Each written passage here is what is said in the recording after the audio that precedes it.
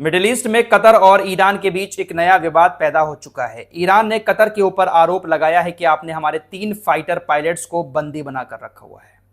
Middle east में कभी शांति नहीं हो सकती जब तक अमेरिका वहां पर मौजूद है।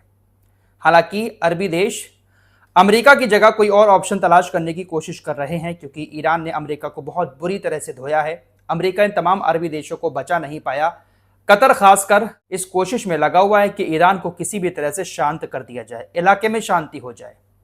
लेकिन ईरान ने कतर के ऊपर आरोप लगाया है कि आप हमारे फाइटर पायलट को बंधक बनाकर रखे हुए हैं। दरअसल पूरा मामला 2 मार्च 2026 का है। अमेरिका इजराइल ने ईरान के ऊपर 28 फरवरी 2026 को पहला हमला किया था। उसके बाद ईरान की तरफ से अरबी देशों के अंदर अमेरिका के ठिकानों पर हमले शुरू कर दिए गए। ईरान के पास रशिया से मिले हुए जो फाइटर जेट हैं, जिनका नाम है Su-24 बॉम्बर, उसके जरिए ईरान ने कतर के ऊपर हमला करने की कोशिश की। कतर के ऊपर ईरान ने अपने Su-25 लड़ाकू विमान भेजे, लेकिन कतर के एयर डिफेंस सिस्टम ने 2 लड़ाकू विमान को मार गिराया। 4 फाइटर पायलट मारे गए। लेकिन अब ईरान की तरफ से बड़ा दावा किया जा रहा है कि जब हमारे Su-25 बॉम्बर कतर के एयर डिफेंस सिस्टम की चपेट में आकर कतर के आसमान में जो क्रैश हुए थे, उसमें हमारे 1 पायलट की मौत हुई थी, जबकि 3 पायलट को कतर की सेना ने पकड़ लिया था और अभी भी वो कतर की जेल में बंधक बनाकर रखे गए हैं और कतर उनसे, उनके परिवार वालों से बातचीत नहीं करवा रहा है। रेड क्रिसेंट की टीम से ईरान ने गुजारिश की है कि कतर जल्द से जल्द हमारे पायलटों को रिहा करे या फिर उनके परिवार वालों से उनकी बात कराए, वरना अंजाम अच्छा नहीं होगा। कतर और ईरान के बीच एक नया विवाद पैदा हो चुका है। ईरान ने अपने 3 फाइटर पायलट्स के जिंदा होने की बात तकरीबन 4 से 5 महीने के बाद दुनिया के सामने रखी है। ईरान ने कहा कि कतर ने जब हमारे लड़ाकू विमानों पर हमला करके उन्हें क्रैश किया तो हमारे 3 फाइटर पायलट्स सेफली वहां से कूद गए और अपनी जान बचा ली। जैसे ही वो जमीन पर आए, कतर की सेना ने उनको गिरफ्तार कर लिया। एक फाइटर पायलट अपनी जान नहीं बचा पाया। क्रैश होने के बाद उसकी फौरन मौत हो गई थी, लेकिन 3 अभी भी जिंदा हैं।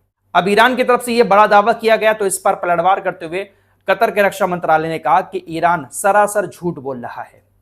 ईरान का एक भी फाइटर पायलट हमारे कब्जे में नहीं है। हम क्षेत्र में शांति करवाने की कोशिश कर रहे हैं। उन्हीं कोशिशों को नाकाम करने के लिए ईरान ये एक झूठ दुनिया के सामने रख रहा है। जिस वक्त हमने ईरान के Su-24 लड़ाकू विमान को मारा था, उस वक्त ईरान के लड़ाकू विमान हमारे एरिया में घुस चुके थे। क्षेत्र का उल्लंघन करते हुए ईरान के लड़ाकू विमान कतर के एरिया में घुस रहे थे। हमने उनको चेतावनी भी दी।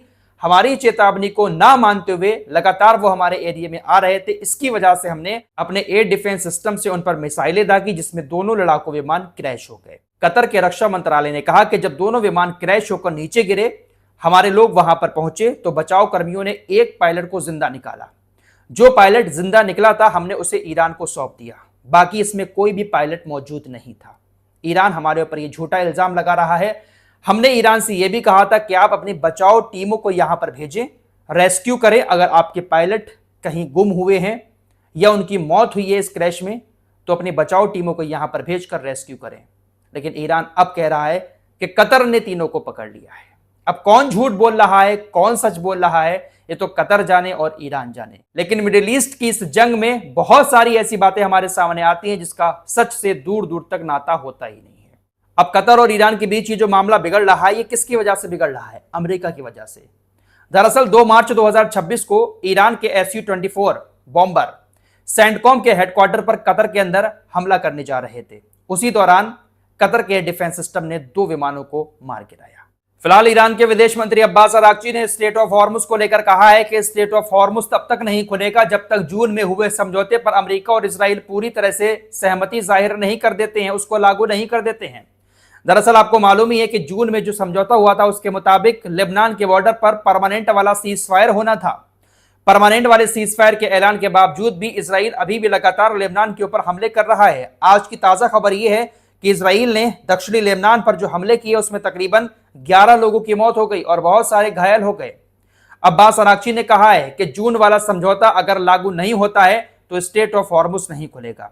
जून वाले समझौते में यह बात रखी गई थी कि तमाम मोर्चों पर सीज फायर होगा, ईरान स्ट्रेट ऑफ हॉर्मुज खोल देगा, लेकिन अभी भी कोई भी समझौता अमेरिका इजराइल ने लागू नहीं किया है। स्ट्रेट ऑफ हॉर्मुज अभी भी ईरान के कब्जे में है। डोनाल्ड ट्रंप एक नया प्लान बना रहा है। डोनाल्ड ट्रंप के जो युद्धपोत हैं, ईरान की नौसेना ने उन तमाम युद्धपोत को निशाना बनाया है। हर युद्धपोत पर ईरान की नौसेना ने हमला किया। अब्राहिम लिंकन जैसा विमान वाहक पोत तो इतनी बुरी तरह से डैमेज हुआ था कि उसको समुद्र छोड़ना ही पड़ गया था, मिडिल ईस्ट से कहीं दूर चला गया था।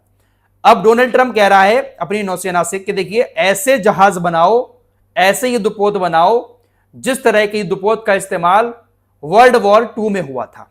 हमारी नौसेना ने वर्ल्ड वॉर 2 में जिस तरह के युद्धपोत का, जिस डिजाइन के युद्धपोत का इस्तेमाल किया था, उसी डिजाइन के युद्धपोत बनाकर तैयार करो, क्योंकि हमारे ये जो नए युद्धपोत हैं ये शायद उस लायक नहीं है कि वो ईरान की नौसेना को समंदर में रोक पाए। तो अब नए डिजाइन के युद्धपोत बनाने की तैयारी कर रहा है।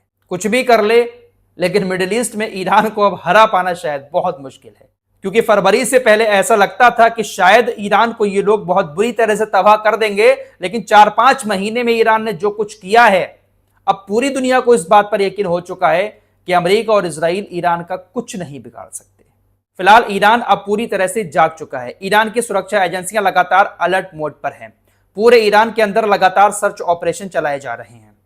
2 फ्रांसीसी नागरिकों को गिरफ्तार किया है जो इजराइल और अमेरिका के लिए जासूसी कर रहे थे। फ्रांस के 2 नागरिक ईरान के अंदर रहकर जासूसी कर रहे थे। ईरान की इंटेलिजेंस एजेंसी ने उनको एक ऐसी जगह से गिरफ्तार किया जहां पर ईरान के अधिकारी एक मीटिंग करने वाले थे। ईरान ने फ्रांस के दोनों जासूसों के ऊपर यह आरोप लगाते हुए गिरफ्तार किया कि ये दोनों हमारे अधिकारियों की पहचान उजागर कर रहे थे। वो कहां जाते हैं, कहां उठते हैं, कहां बैठते हैं, इन तमाम चीजों पर नजर रख रहे थे। फिलहाल ईरान की इंटेलिजेंस एजेंसी ने गिरफ्तार कर लिया है। ईरान की इंटेलिजेंस एजेंसी ने कुछ ऐसे ड्रोन भी जब्त किए हैं अमेरिका और इजराइल के, जिन ड्रोन्स के अंदर स्टारलिंक का डिवाइस लगा हुआ था। स्टारलिंक कंपनी के बारे में आप जानते हैं, एलन मस्क की कंपनी है जो सैटेलाइट से इंटरनेट प्रोवाइड कराती है। अमेरिका के पास जो निगरानी ड्रोन है, जिसको अमेरिका निगरानी करने के लिए कहीं पर भेजता है, उन ड्रोन्स में स्टारलिंक की डिवाइस लगी होती है।